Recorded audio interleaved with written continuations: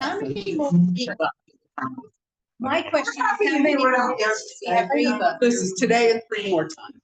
Yeah, And then maybe we could renew, maybe. Okay, let's. Also maybe we'll get over Teshuva. Yeah, we're going to be celebrating together. Celebrating Get your dancing shoes and your tambourines. It's probably a good time. Okay. Yeah, so let's. Thank you. Yeah, I appreciate that. I'm personally a big fan of democracy, but I get it. That's because you listen to all your parts. Yes, perfectly every day. So what are we gonna do? Intermissing? I am. I'm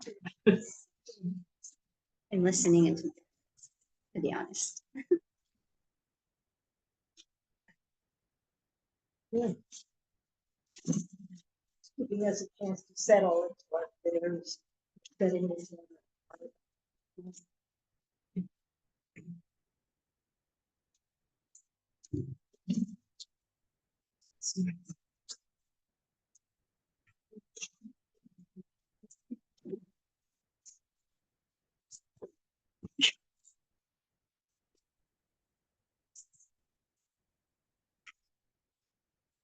Okay.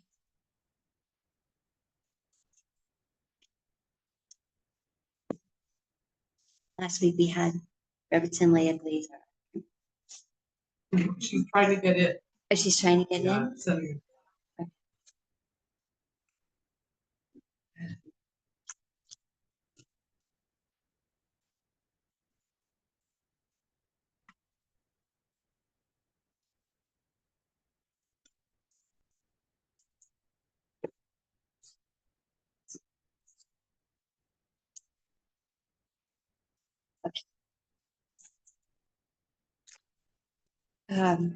What day of the week does Shivas have a Tammuz come out on? Sunday.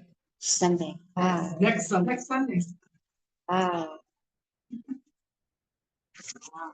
Therefore, we should do the Shivas of class today. The class today, so you can have it for next week. Okay. Okay, amazing. Okay, so yes, hi everybody. I'm Reva Emuna. We're recording from Tzfat. It's somewhere in July 7th, Monday, 2025. Yesterday was my Babi's Yahrzeit, so I do know the date. It's Yud Aleph Tammuz, Hatakshin Hey. And okay, so we are going to, I would like to take you to a new journey around Shivas Tammuz. Okay, it's a Hashivenu Hashem Elecha V'Nashuva kind of thing. Meaning, we're going to go forwards to go backwards. That Shivas Tammuz was originally intended to be a chag, and it will again be a chag. Okay, so, and I would like it to be a chag this year. Why wait? Okay. So the topic of this class is future holidays from brokenness. Okay, so I will really make an effort to speak loud so those of you back there can hear me. It's sometimes I just lapse because it's a little bit of a strain for my voice, but when I see you back there, I remember to project. Okay, so we're going to start from Zechariah. Okay, we're going to start from Zechariah Perek Chet, Pasuk Yud Tet. Okay, and it says, this is what Hashem says. The fast of the 4th month, this is the 4th month, right? Nisan, Iyar, Sivan, Tammuz, okay? Which is the 17th of Tammuz, will become joy and gladness and cheerful feasts to the house of Yehuda. So love, truth, and peace, right? This is straight out of Zechariah, okay? Got you so far? Did I get you hooked so far? Okay, so this is, okay, I'm going to give you just a whole bunch of makot, okay? Zohar, Parshat Pinchas, teaches that the dark times are only dark on the surface. In their interior, they conceal the greatest light. We want you to become aware then of what that means. It means Asara b'Tevet, the 10th of Tevet, Shiva Asar b'Tammuz, even more so. And of course, what's the greatest light of all? Tisha B'Av, right? We know this though, because we already have a Masorah saying that it's the day that Mashiach is born, right? Okay, so I just want you to keep that in mind. Now, personally, I've had enough of war, and I want to do this year. So please pay attention. Okay, this is not a class for next Shiva B'Sat Tammuz. This is like this year. Okay, here we go. Okay, Rav Kook. The old will be renewed, and the new will be mekadesh, will be sanctified. God bless you. The days of destruction become the very kalim for geula. Understand? The days of destruction become the kalim. It's not that in the end there's going to be a v'nahafahu and we're going to see that the dark had some goodness in it. It's that the dark times themselves are building the vessels for the light. The dark times themselves are building the vessels for the light. Okay, here we go. Okay, so I want to just give you 17th of Tammuz and remember what it was intended as, and then what happened, and then so there's three pieces. There's the original vision, there's the middle part of what happened instead, and then there's the Geula vision. Okay, so the original vision is that it was the 40th day after Moshe Rabbeinu had gone up Har Sinai, right? Beginning Rosh Chodesh Sivan. Rosh Chodesh Sivan, 37. No, sorry. End of Vav. No. End of ER, right? Okay, 17. 40 days. It's the 17th, that will be 37 days. Oh, so she I said the end of ER. It's 3 days. Zion Sivan. Right, Zion Sivan. Thank you. Right. Okay. And this was supposed to be the completion of Shavuot, right? Shavuot was the revelation. It was only the Aseret HaDivot. And then Moshe went back up to receive the actual Aseret HaDibrot with all the pratim and all the details, coming back down on Shiva Asar b'Tammuz. Shiva Asar, you'll notice, is 17. It's the gematria of Tov, right? Tet is 9, Vav is 6, Bet is 2. You get Tov, right? Gematria 17, gematria of Tov. Okay, so this is the day Moshe Rabbeinu is supposed to come back. And the Hasidic and Holy Masters teach that this was the day that was set aside, ready, for the Gmar Hatikun of the Gam Eitz Hadat Tov V'Ra. This day, according to the Hasidic Masters, was supposed to be the day of complete healing and fixing of everything that happened when Adam and Chava ate from the Eitz Hadat Tov V'Ra. So let's say what that is. We know what the klalas are. Right? So the inverse is the brachas, right? So for men, it's earning parnasa through the sweat of their brow. You will plant, but thorns and thistles will come up, right? This is the tikkunim. No, that's the klala. Okay. It's also okay. No, it's the klala, meaning before that, food was readily available. Parnasa came easily. The whole world was a garden filled with sustenance. Right, but we needed a tikkun to speak tree. She's probably gonna get to that. That's why. Right. Of course. So you're saying that the difficulty in the tzimtzum is part of the fixing. Yes, but right now we're just saying, but it is a tzimtzum. Okay. It is a limitation, right? Okay. So that's for the masculine, and so parnasa, food, sustenance is very effortful. It's a long, involved process.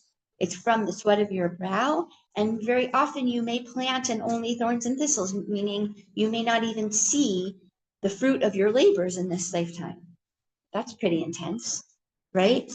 And there's this idea of like running, meaning sweat of your brow means it's very effortful. And men may have to run and do all this, what we now call hishtadlut, right? Effort, very effortful for the masculine. So far, so good?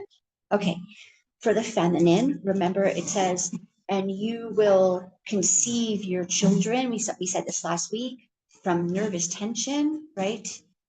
Isavut is like atzbaniyut, but also etzev, also sadness, from nervous tension and sadness.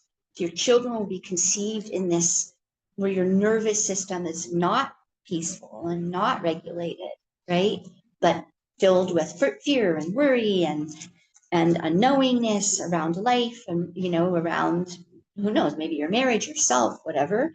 That transfers to the children. So it's the conception, it's the gestation, and it's the birthing from this unrectified nervous system. And then, of course, what does that do? Pass it to the next generation, right? That's part one.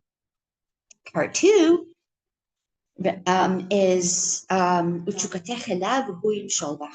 right? Your desire will be for your man, for your husband, and he will have dominion over you, and your desire puts you in a position of dependence, of neediness, of outsourcing, your worth and your value, and needing to be performative and to earn love and earn connection. So far, so good? Okay. Even just says that energy and all of that. Yes, absolutely. Yes. The man's Beautiful, prosperity is beautiful based on question. his woman's happiness and his wife's happiness, right? So they say. Sorry. In part. Yeah.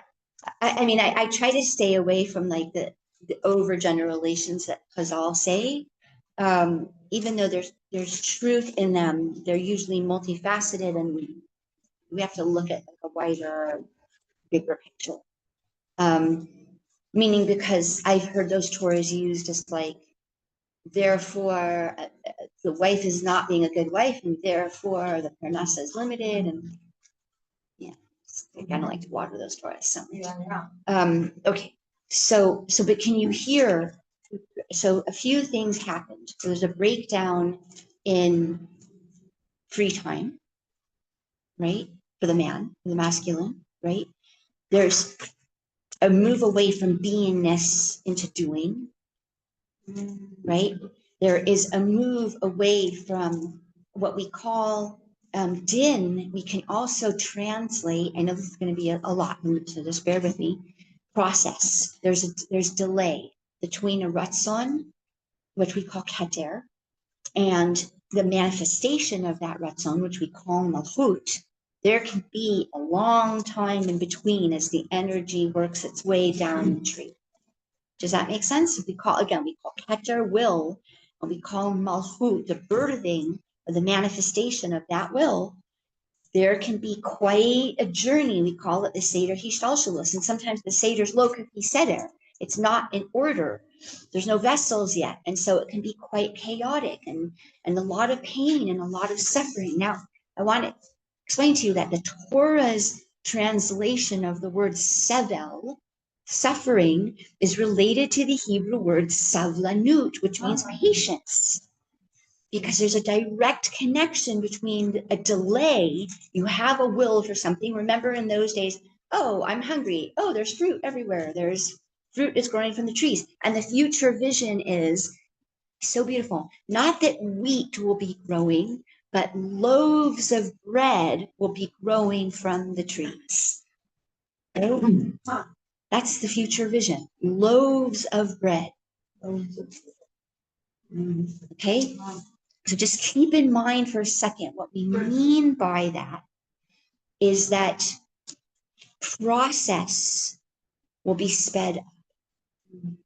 Okay, so again, in those days, Chava conceived, gestated, birthed all on the same day. Right? Did you guys know that? Okay, again, because the time and space between will and birthing or manifestation was as instant as your will was deep and sincere. Should I say that again? It was as instant as your will and kavanah was centered, aligned, deep, and sincere.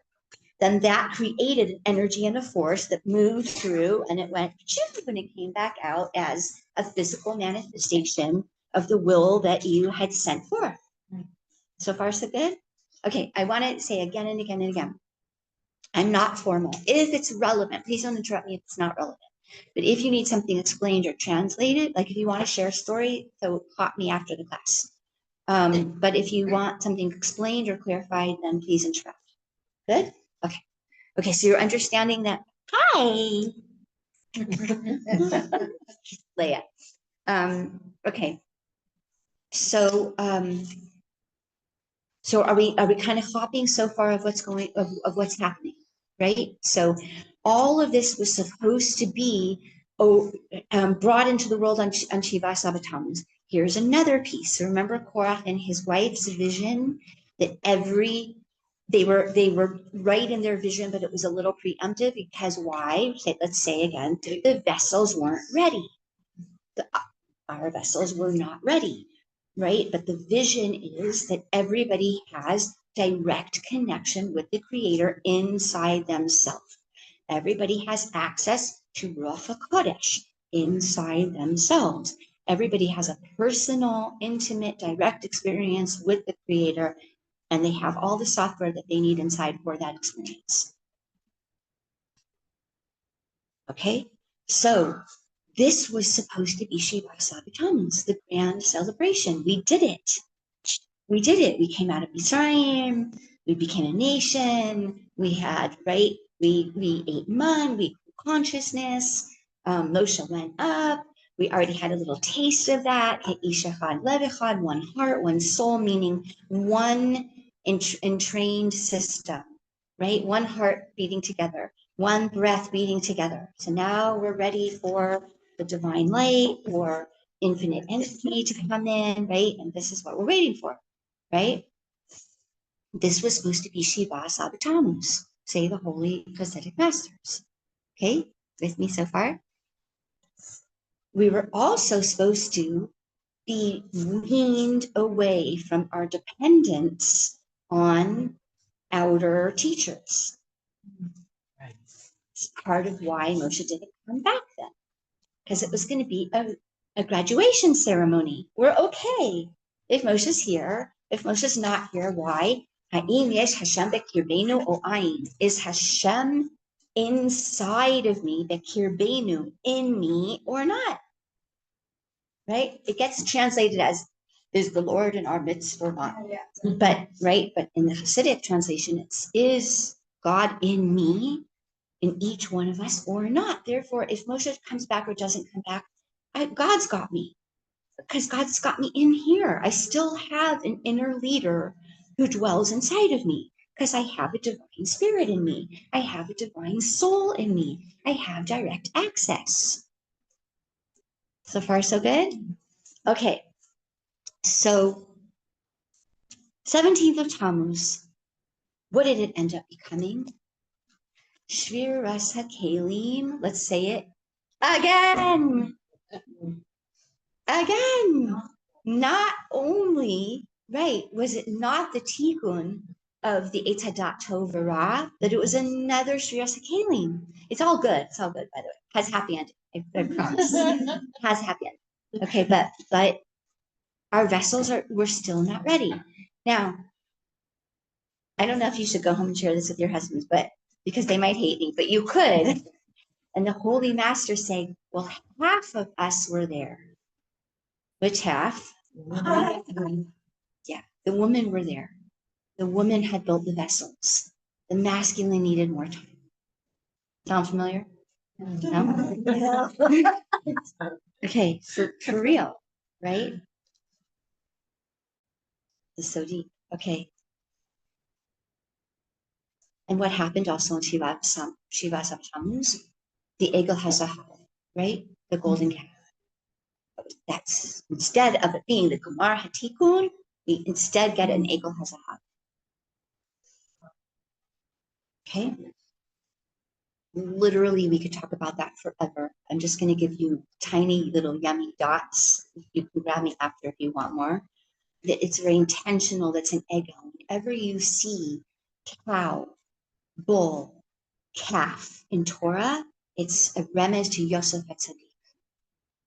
Okay? Whenever you see lion, it's a remez to Yehuda, to Malchus Beis David. Okay? These different animals, whenever you see wolf, Binyamin. Okay? This is very intentional. These are very intentional energies that we're fixing. Cow, calf, bull is the energies of Taurus. It's the energies of ER. It's very earthy. It's physicality. It's the physical world. It's physical beauty.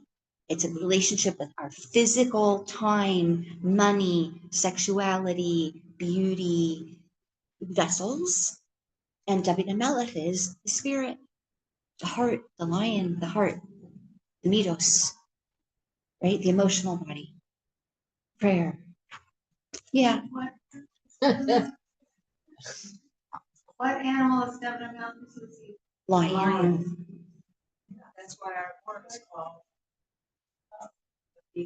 The rise of the lion, right? Right. Straight out of history. Straight out of this. Okay, here we go. 17th of Tammuz is the wound of abandonment, of shattered connection. Why abandonment? Because what set off the whole thing? Yeah. Moshe Rabbeinu didn't come back when we thought he was going to come back, right? And it's like, oh my God, now what? Right? Did you take us out of Mitzrayim just because to let us die in the Midbar? What? There weren't enough Kvarim and Mitzrayim, all of that, right? Am I alone in the world? Am I abandoned? Is God with me or is not God with me? That's the question. Because if God is with me, it has to go all the way into Malchus. Not God is with me when I'm in a spiritual state, but when I need money or it comes to soulmating, suddenly it's up to me. You understand? Yeah. If God is with me, right, we say this in the 12 step, God either is or isn't. That's the two choices. Not God is in some areas of my life, but the other areas are up to me. Right? So far, so good? Okay. In Kabbalah, the shattering is not a punishment. Who said that? Who said it was the beginning of, it was building the vessels. Okay, the shattering is not a punishment, it's a preparation for deeper union. Shviras HaKelim is always to build bigger vessels so that intimacy can be bigger, wider, deeper, more comprehensive. Hashem only puts us in constriction so that we come out b'rechush gadol with greater wealth, and there's spiritual wealth, there's emotional wealth, there's physical wealth, right? So the tzimtzum is only ever to scatter the vessels, to build bigger vessels, to contain more light. Maybe that's why the snake was the instigator, because it sheds its skin. Yes. Yes, because the snake is also Mashiach. What? We need more time. There's so many layers. There's so many layers. Nun, the letter Nun, Mashiach, is Nachash is the gematria Mashiach. Let's just start there. We're like, wait. I know that, but like, why is this the first? I have so many questions, but I don't want to Yes. interrupt. Okay. In the future, this day will be re-celebrated as the beginning of the giving of the Luchos Hashnios, of the new Torah. Now, it's not new Torah like a New Testament, so nobody might go running out of the class. Yeah. But it is a Brit Chadash. It is a new contract. It is a new covenant. Now, the beautiful thing is, it's actually the beginning of the third Brit. Because the first Brit was Sivan, meant to be Shiva Sabbat Tammuz, the completion of that Brit. Right? What happens? Shviras HaKelim, right? Then we get a second set of Luchot when? Yom Kippur, except now it has an addendum. And that's why it's new. What came with it that didn't come with the first?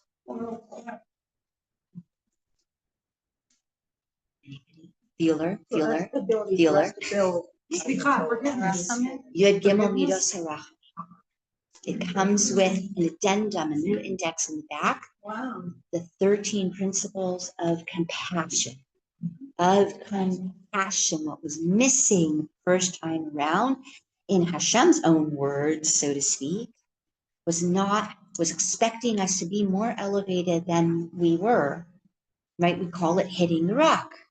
That was Moshe's whole tikkun, to learn you can't beat people into elevation, can't din people into higher consciousness. The only way to get people into higher consciousness is through rachamim, is through compassion, meeting them where they're at, believing in them, seeing their good, drawing out their good, encouraging them. So far, so good. So much so, right? We have Hashem's famous tefillah, right? What's Hashem's famous tefillah? Is what does Hashem daven every single day? That my rachamim overcome my cause. Right? This has become the beginning of Hashem's really, is it like a must? Yeah. It just that I always thought that the first Luchot they translated it, and the second Luchot were dinim. The actual dinim that it's supposed to do. No, not actually. How could it be chesed? Completely shattered. How could it be chesed? It's what? They were completely shattered. Shviras HaKelim. Because we weren't ready. We weren't ready for that little din. I know. Golly. Yeah, it's not din in the way that we think. It's the din of Shammai. It's not din in the way we think. It's that we're able to hold light. We're able to hold. We're able to hold in relationship without shattering. We're able to hold huge amounts of love without shattering. What does shattering mean? Feeling unworthy, pushing it away by saying, I'm not worthy for this level of connection and love and goodness, right? And we get to this place where we know we're not worthy and we're able to receive it from Hashem's grace, which is again, the nun, the 50th level, which is just pure unearned goodness. But we have to do this process of looking like we're earning it so that we can build vessels. Okay, it's a little complicated. Can we go back into the text? But are you guys with me? Does anybody feel lost? Okay. Okay. Well, it says, please shut up. Yeah. Okay. So we want to really say that there's actually, in a certain way, there's four experiences of the Luchos. Sorry, that's driving me crazy. The third is Purim, Kimu v'Kiblu, and then we graduate to the higher Brit, which comes from Yirmiyahu, Lamed Aleph, when it says, I will inscribe it on your heart. You don't need it on the outside anymore. I will inscribe it on your heart. No longer will one person teach his fellow or she teach her fellow women, right? I will inscribe it on your heart. Yirmiyahu.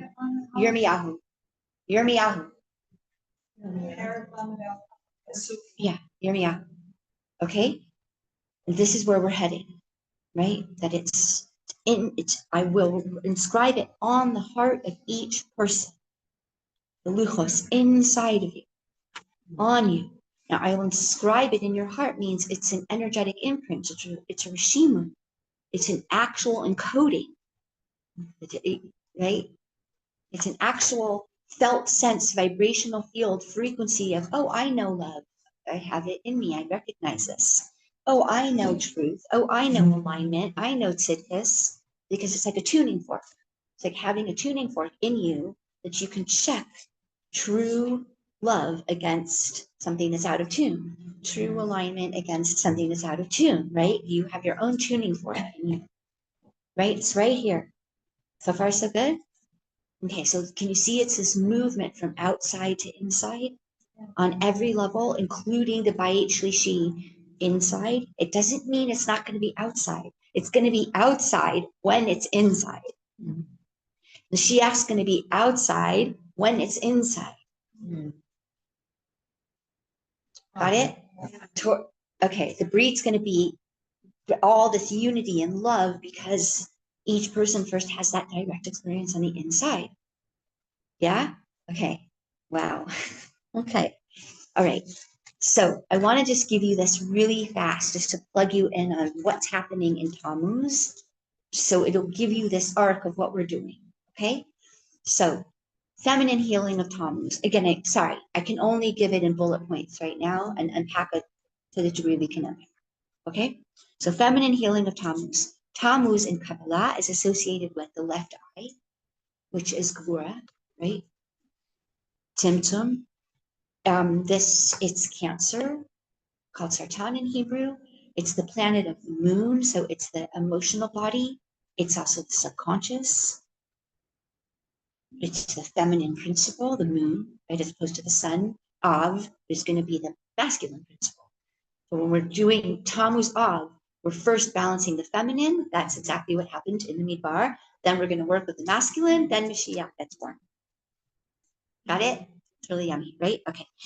It's right now it's under this auspices of Esav, right? Remember how some months were given to Yaakov and some months were given to Esav.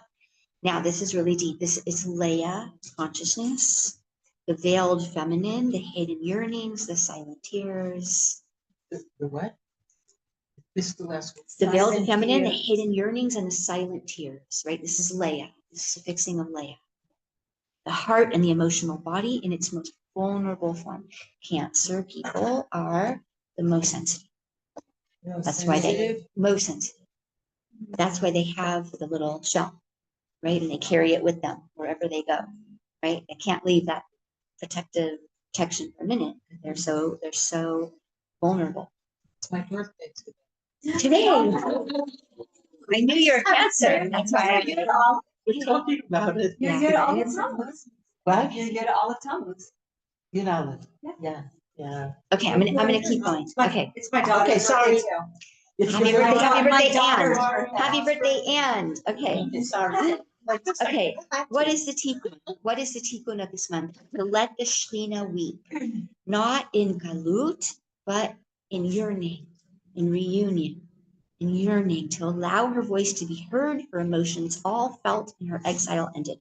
In IFS work, it's a perfect month for meeting your parts, listening to them, giving them presence, hearing their pain, hearing their story, letting them share their experience to help them get unburdened and transformed, right? All that energy reconnected back to source.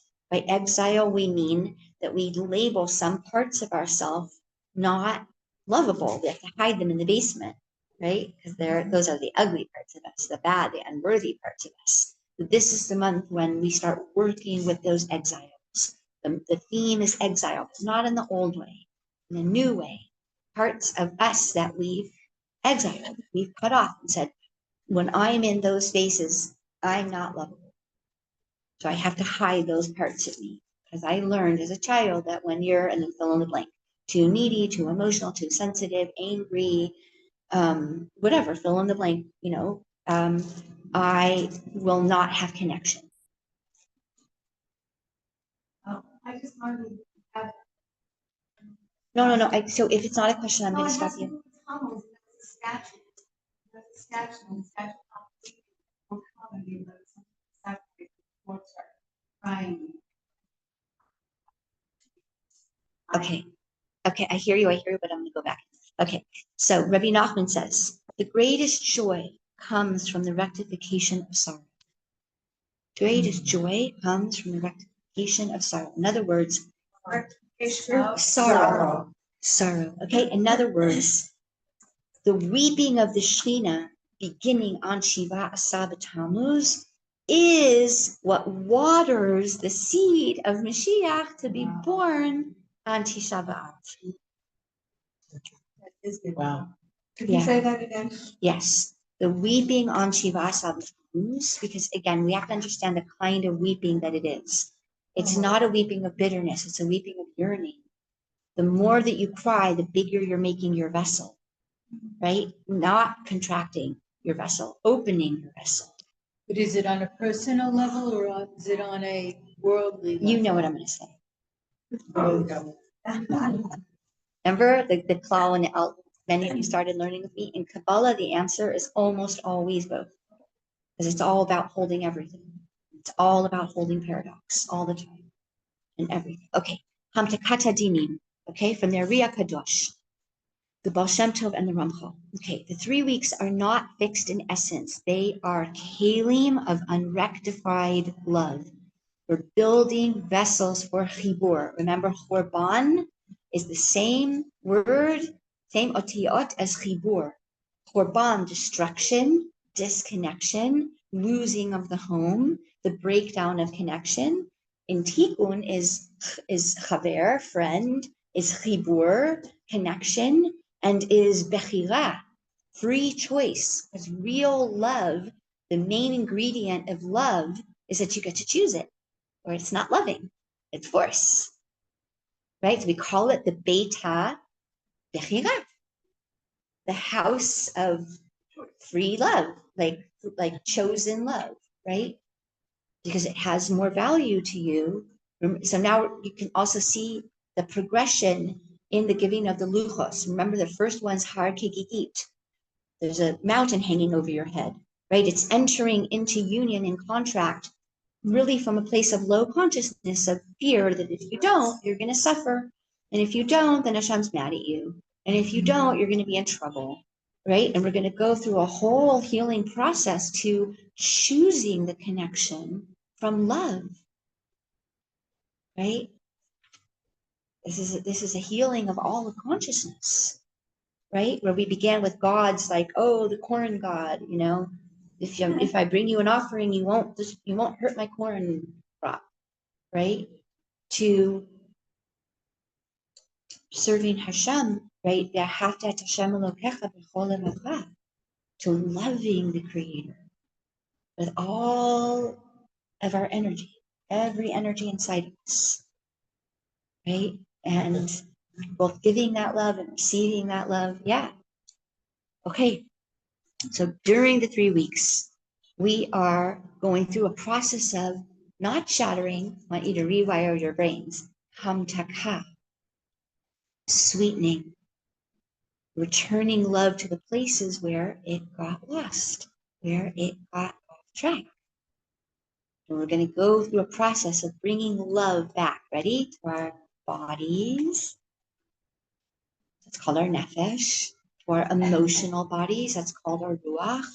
To our mental bodies. That's called our neshama. To chaya, which is like our energy fields. Beginning to even understand that we're always working with energies. And then yichida, which is the collective consciousness, the collective community. Okay? To our feminine lineage, again, we're in a month of the feminine, we're in the month of the moon. In astrology, Cancer rules the mommy, it rules the home, it rules the grandma, right? All these feminine lines. To the divine feminine, the Shekhinah. And we're going to be working this month around parts that are experiencing or feeling abandonment. It's a big theme for Cancers, for Tammuz.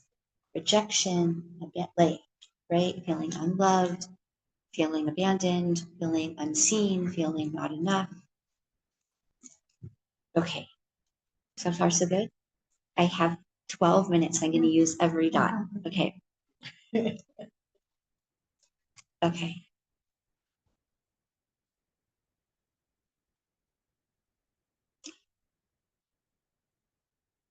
This is really hard. Okay. But the Chazal come and say that the Shviras HaKelim of Shiva Asar Tammuz, that everything that happens outside happens inside. Maybe Yavi. Yeah. No, there's a Shviras HaKelim that happens on Shiva Tammuz on the inside. Because if it happened on the outside, it happens on the inside. Okay? There's a Shviras HaKelim of Aye. Where are you, God? Where are you in my life? Where are you in my family? Where are you in love? Where are you in the world? Where are you in the heart of the suffering? Where are you in this war? Right? Where are you? Where's Moshe Rabbeinu? Where are the tzaddikim? Where are the holy masters? Where is this plan going? Did you just bring us out of Mitzrayim to kill us in the desert? Right? These themes are in the space for healing. For healing. We just want to keep saying that, right? For healing. Okay. There's abandonment means, am I alone in this world? Who's holding me? Again, where's Moshe? Right? Okay. So the Luchos Hashnios on Yom Kippur start to teach us, right? The first ones were about perfection, shleimus, right? But that wasn't sustainable. Perfection is not sustainable in this world. There's a deeper perfection, which is born of human longing and compassion. Okay? That's the Luchos Hashnios, right? The Yogimel Midos HaRachamim. We can't do this whole process without compassion for ourselves, for each other, and this is going to sound weird, for Hashem. This makes us higher than. Yes, 1,000,000%. Okay, Rav Tzadok HaKohen teaches that Moshe's Yerida, his descent with the Luchos Hashnios, represents the Neshama's descent into the broken world to reveal sparks even higher than the first one. Right? This is the whole idea of soul. This is the whole idea of Malchus Beis Seven.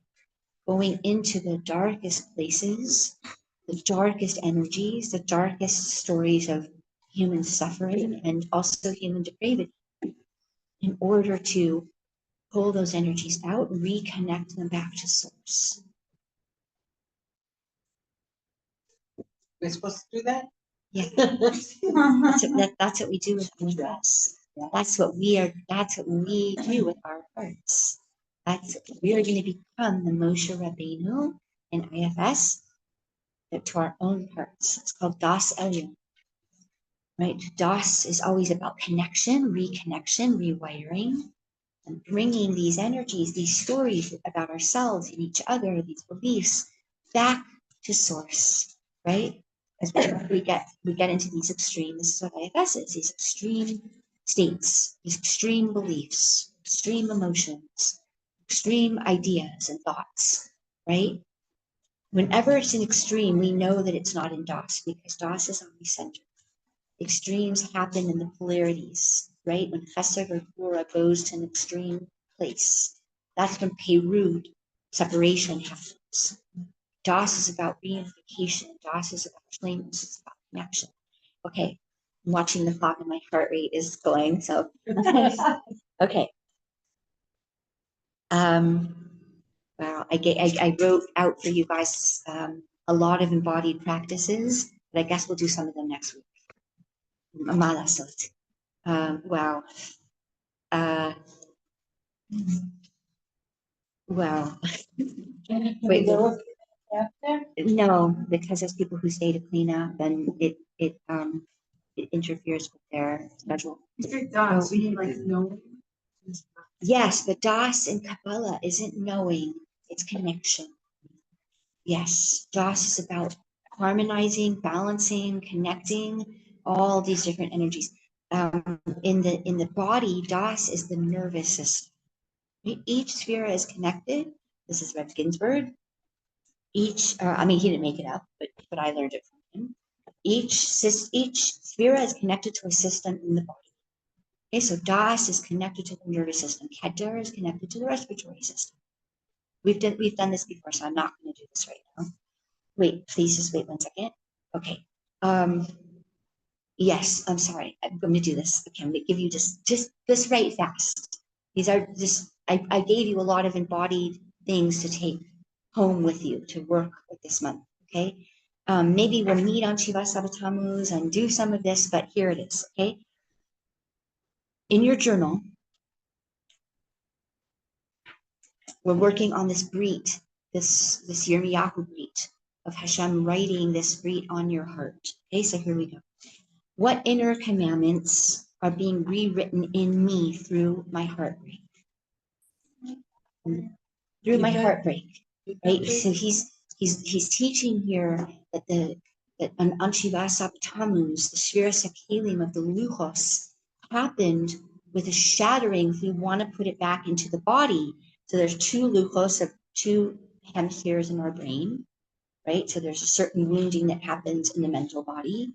We have another two luchos in here, which are the two lungs with the heart right in between, right?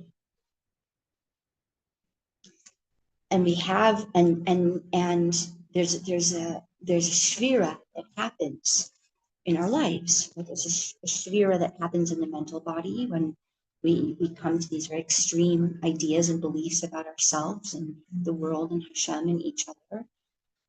There's a shvira sakalim that happens in the emotional body, right? So this is a writing exercise of what is this new breed in your heart? What have you learned from your shattering that's teaching you about new love, higher connection, higher trust, higher Emuna? Right? All this shattering. You can use the word, you can use October 7th, you can use the personal suffering in your life. What has it taught you about higher chibur, about higher union with Hashem, with your own body, with your emotions, with your mind, with your beliefs, with your family, with your relationships? Okay? And imagine that these new luchos are being formed inside your own heart. What do they look like? What's written there? What are these new instructions for living that you've learned through this breaking and shattering process? Okay, I did prepare an entire 21-day hachana that we're going to start, please God, on Shivat Tammuz. I can send it to anybody who wants it. I already have it prepared. Yeah. It's if someone could just give me the link. WhatsApp. Okay, I'll send it to someone who can do that. I'm not good at all this. Okay. Judy. Judy. Okay.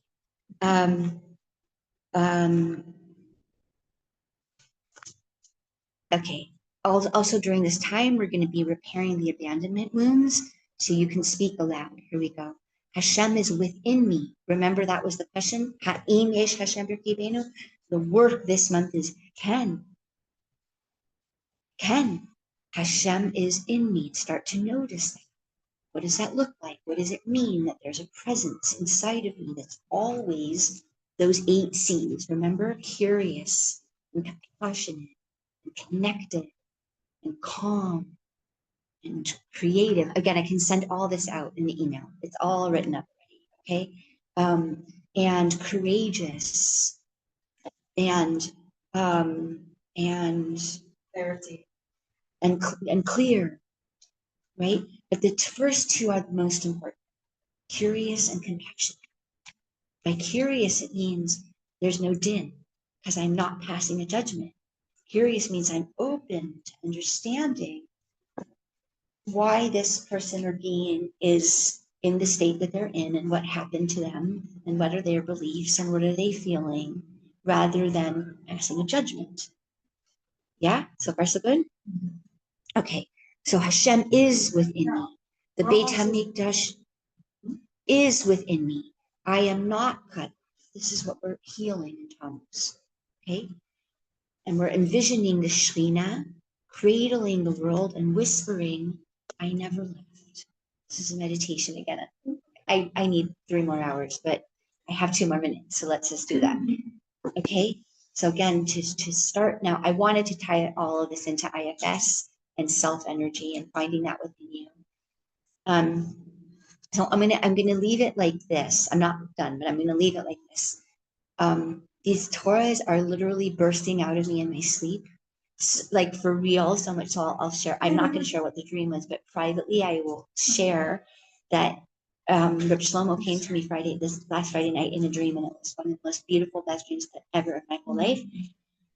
And so they're just gushing out of me. So I want to set up Zoom classes. They're here. We need to like really all the sources and all the makom in here. Okay, so I have 2 more minutes.